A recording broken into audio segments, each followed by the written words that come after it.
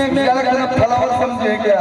तो मैं अपने ऊपर बोलता हूँ कि कलवा नाम समझ के काला समझे क्या, गोरा है मैं साला। ये तो हिट है ही। हाँ। पर मुझे है कि होता ना कि पुष्पा समझ के फ्लावर समझाया गया। हाँ। तो बक्से बाबा समझ के फ्लावर समझाया गया। फायर होगा। कहे के बा कि चार जिला में बोले बजाओ बजे छुरी,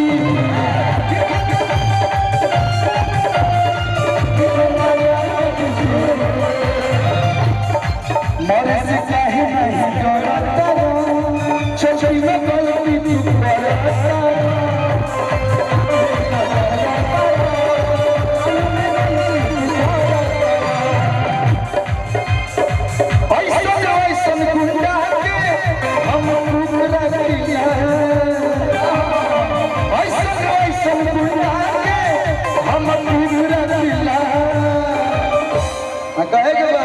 साउथ के हीरो वाला लुकरा पिला,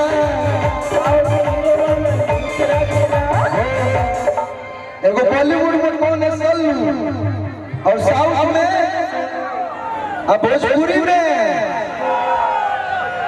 साउथ के अल्लू है, तो हम भोजपुरी के कल्लू हैं। कहे के बा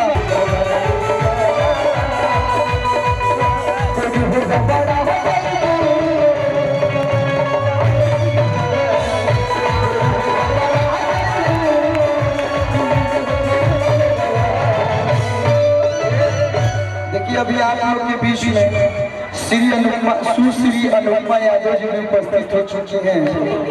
इतना ना ऋतु जी मेरा तारीफ कर दिया कि लड़कियों का इज्जत मैं करता हूँ, आज से मैं ओवर कर दूंगा। करना चाहिए। सुश्री अनुपमा यादव जी क्या होता है ना, इज्जत से ज्यादा कारागार से सीधा चल के नाला से पारा के धरती पे आ चुकी है। कहे के बाद ऋतु जी हमें लाइन है कि ग्यारह चवले बारू गली में,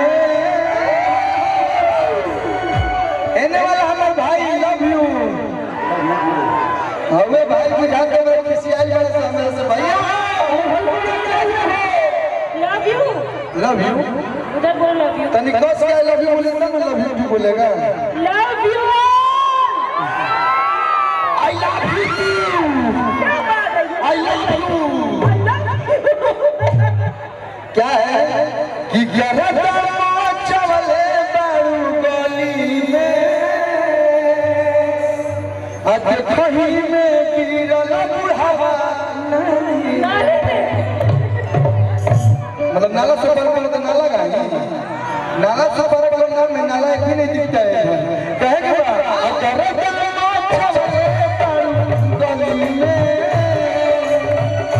कहीं में